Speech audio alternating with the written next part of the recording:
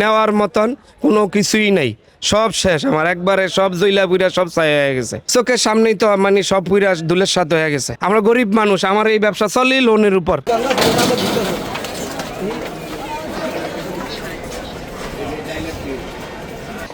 কেসটা যা ছিল আজকে টাকা ইয়ার ব্যাংকে টাকা দেওয়ার কথা ছিল, ব্যাংকের টাকা সব 5 লাখ টাকার মতো এটা পুড়ে গেছে। আর মাল মানে 10-12 লাখ টাকা শুধু মালই নষ্ট হয়েছে।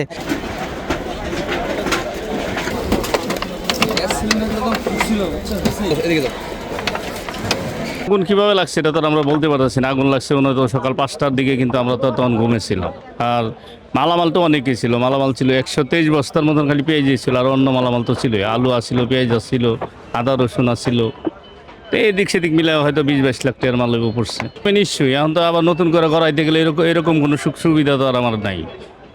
এখন তো নিঃস্ব গলিয়ে চলে, কারণ যেহেতু সব মাল পুড়ে গেছে, বা বেতন বাজারে লেগে গতকালকে মাল কিনে এনে ঘর বসছি, এই মাল বেচবাম, বেচা বেটা করে দেওয়া মতো বা আমিও চলবাম।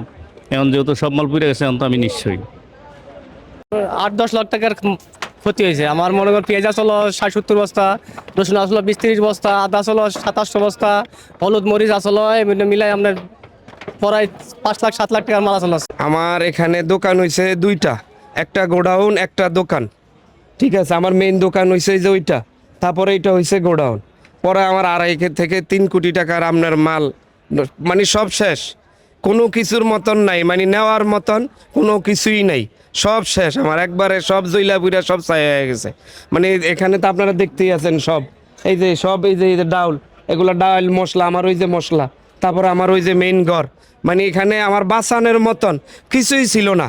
আমি খালি হা করে দেখছি, আর এখানে আমার বলার কোনো ভাষা নাই। আমার সকল ব্যবসায়ীরা, আমার ওই যে আমার সামনের মশলা দোকানদার আবুল ভাই, উনি কোটি কোটি টাকার ব্যবসায়ী, আমার মতন মশলার ব্যবসায়ী, উনিও পইরা মানে সব ধ্বংস হয়ে গেছে। মানে বাঁচানোর মতন আমরা খালি হা করে চোখে দেখছি, এছাড়া আমাদের আর কিছু নাই, কিছু করার ছিল না, কোনো ভাষা প্রকাশ করার মতন আর কিছু নাই আমার। আপনারা তো সব দেখতেই আছেন, দেখ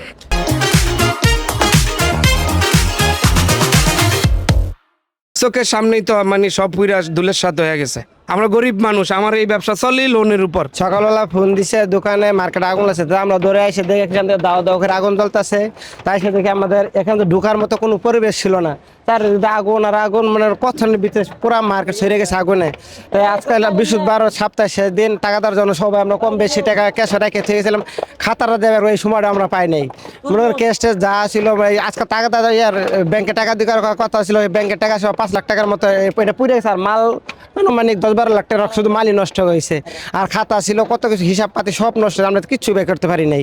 আপনারা তো দেখতে পাচ্ছেন, দেখেন অবস্থা কি, শুধু কয়লা হয়ে রয়েছে, এমনিতে নেওয়ার মতো কোনো কায়দা নেই। যা সব আমাদের অনেক ক্ষয়ক্ষতি হচ্ছে, বলার মতো কিছু নেই ভাই। আমরা যখন এলাকাবাসী বা উৎসুক জন থেকে আমরা খবর পাই, বা আশেপাশে যে আমাদের ভলেন্টিয়ার ছিল তাদের কাছ থেকে আমরা যখন খবর পাই, তখন আমরা দ্রুত এখানে আসার চেষ্টা করি। সেটা ছিল প্রায় 6টার আগে। আমরা এসে জানতে পারি প্রায় 5টা থেকে 5:30টার মধ্যে এখানে আগুন লাগে। প্রথমে আমরা একটা মাঝখানে 2টা মুদির দোকান থেকে আমরা যতটুকু জানতে পারি সেখান থেকে আগুন লাগে। তার পাশাপাশি এখানে আমরা কিন্তু জানি যে অধিকাংশ ছিল আপনার মুদির দোকান এবং মশলা জাতীয় দোকান, এবং মোটামুটি গ্যাসের দোকান, ফুচকার দোকান ছিল, এখানে গ্যাস এলপিজি গ্যাস ছিল, এবং তেলের দোকান ছিল। বেশিরভাগই ছিল আপনার পাইকারি দোকান, যার কারণে অতি দ্রুত এবং বাতাস এবং কারেন্টের কারণে অতি দ্রুত আগুনটা ছড়িয়ে পড়ে।